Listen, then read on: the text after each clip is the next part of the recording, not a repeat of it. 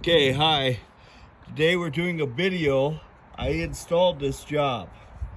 Okay, you can see right underneath here that its vent wing is up underneath this drip edge.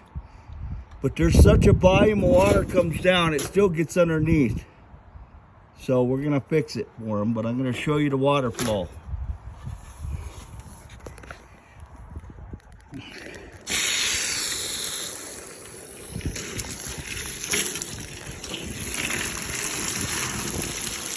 Now, because of this, all this water is getting back there and backsplashing, and it's causing a problem.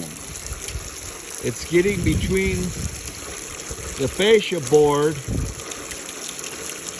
and the gutter.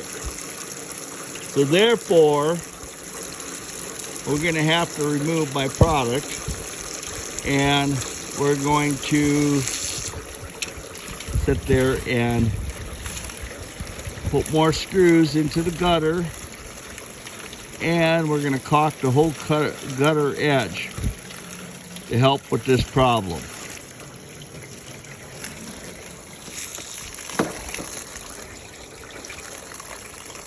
That's what I have for you. Thanks for watching.